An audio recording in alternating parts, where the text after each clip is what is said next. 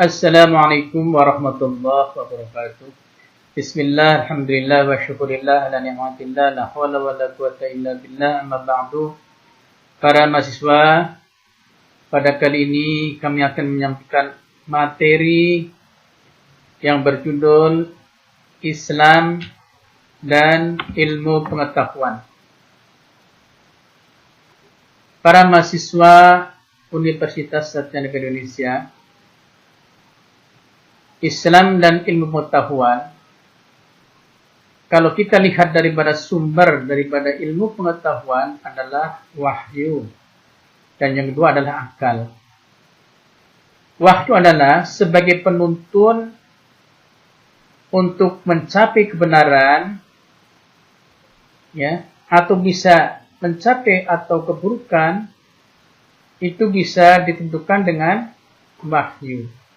Jadi wahyu itu adalah sebagai penuntun untuk menentukan kebaikan dan keburukan. Kemudian dengan akalnya manusia bisa melangkah, ya, bisa melangkah menentukan kebenaran dan keburukan yang jejaknya adalah dari wahyu. Artinya akal harus dituntun dengan wahyu. Tanpa wahyu, akal tidak bisa menentukan kebenaran dan keburukan. Kalau kita bicara mengenai Islam dan ilmu pengetahuan, kita akan ingat tentang ayat-ayat yang dinamakan dengan ayat kauniyah dan ayat kauniyah. Ayat kauniyah itu kalau kita gali adalah ilmu Allah yang berasal dari Allah itu sendiri, atau ilmu yang bersumber dari Allah Subhanahu wa taala. Misalnya ilmu Al-Quran, ya, ilmu ulumul Quran, ilmu tafsir, ilmu fikih, dan lain sebagainya. Itu merupakan ayat kauniyah. Kemudian ada juga yang namanya ayat kauniyah. Ayat kauniyah itu kalau kita cermati adalah ilmu yang didapatkan dari alam sekitarnya, seperti ilmu matematika, fisika, kimia, biologi, dan teknik. Itulah ayat kauliyah dan ayat kauniyah yang mesti kita pelajari untuk bekal atau untuk sanggup di dunia maupun di akhirat. Kita dituntut untuk selalu belajar dan meneliti, ya. Kita selalu dituntut untuk belajar dan meneliti. Kita lihat surat Al-Alaq ayat 1 sampai 5. A'udzubillahi minasyaitonir rajim. Bismillahirrahmanirrahim. Iqra bismi rabbikal ladzi khalaq. Iqra, bacalah. Bacalah apa yang ada di sekitarmu. Bacalah apa yang ada di sekelilingmu. Pelajari dan teliti. Kita gali, kita olah. Untuk apa? Untuk kepentingan manusia itu sendiri. Ya. Kita suruh belajar, ya. Iqra bismi rabbikal ladzi khalaq. Bacalah dengan menyebut nama Tuhan yang menciptakan. Khalaqal insana min 'alaq. Dia telah menciptakan manusia dari segumpal darah. Ya. Kemudian Iqra wa rabbukal akram. Bacalah dan Tuhanmu lah yang Maha Murah. Bacalah, sekali lagi bacalah. Iqra. Ya. Pelajari, amati, cermati, ya. Alladzi 'allama bil qalam, yang mengajarkan manusia dengan terang-terang kalam. Ya, alamal insana malam, ya, dia mengajar kepada manusia apa yang tidak diketahui. diketahuinya. Yang tidak diketahui kita gali supaya bermanfaat bagi kita semuanya. Kita kembali ke layar.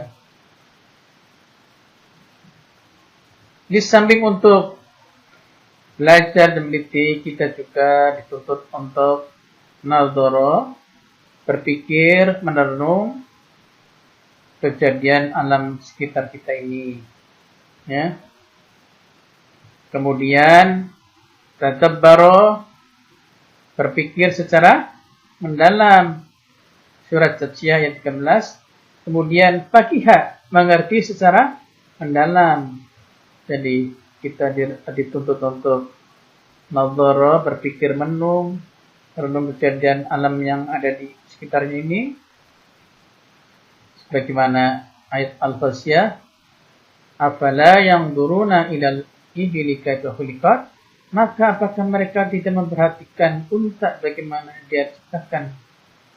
Ya, kita suruh memperhatikan bagaimana tentang ciptaan Allah, begitu hebatnya, ya kan? Begitu indahnya, kita disuruh memperhatikan ini. Wa ilas sama'i kaifa rufi'at, dan langit bagaimana ia ditinggikan, untuk direnungi maha luas kekuasaan Allah, ya kan? Maha pencipta yang luar biasa. Langit begitu tinggi, siapa yang meninggikan? Allah. Wa ilal jibali kaifa nusibat, dan gunung-gunung bagaimana ia ditegakkan, coba. Dengan dahsyatnya, ya kan? Gunung itu sebagai sumber kehidupan juga, ya, bagi manusia, tapi juga menjadi malapetaka juga kalau dia meletus, ya. Ini disuruh diperhatikan oleh manusia, ya, direnungkan supaya bagaimana untuk pencegahan supaya gunung itu tidak meletus misalnya, ya, dan lain sebagainya. Wa ilal ardi kaifa sutihat, ya, dan bumi bagaimana ia hamparkan, ya. Sudah disuruh memahami, memperhatikan alam sekitarnya ini.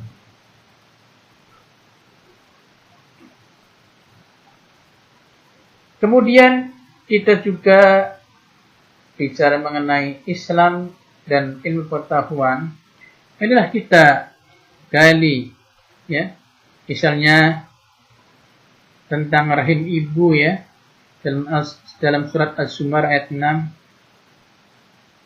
bahwa manusia, ya, diciptakan demi kejadian dalam kegelapan dalam perut, ya kan, kegelapan dalam rahim, kegelapan dalam selaput anak dalam rahim, ya. Ini merupakan ilmu yang wajib kita gali, sehingga sampai sekarang terkenal dengan ilmu kedokteran, di mana sekarang yang namanya melahirkan bisa melalui sesar, operasi, dan lain sebagainya. Kemudian kita dituntut juga untuk, ya, melihat bagaimana, ya, jagat alam raya diciptakan ini, ya, tentang penciptaan air, ya. Kita lihat dalam surat An-Anbiya ayat 30. Jadi segala sesuatu diciptakan dari air. Jadi konon kabarnya alam jagat raya ini tercipta dari air, ya. Semua tercipta dari air ini.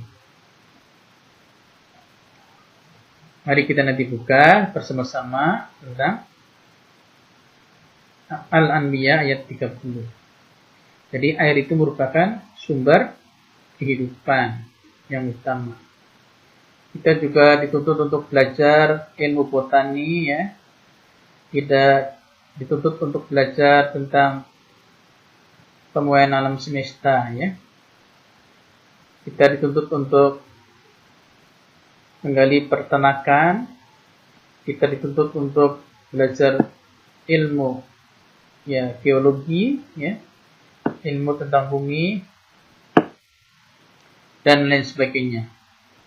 kita dituntut untuk belajar ilmu kedokteran dan sebagainya. Ini merupakan ya karunia Allah yang luar biasa yang wajib kita gali dan kita amalkan. Ya, mudah-mudahan kuliah pada kali ini membawa manfaat bagi kita sekalian, bermanfaat. Jika nanti ada pertanyaan boleh nanti kita bahas di lain kesempatan. Terima kasih atas segala perhatian. Wassalamualaikum warahmatullahi wabarakatuh.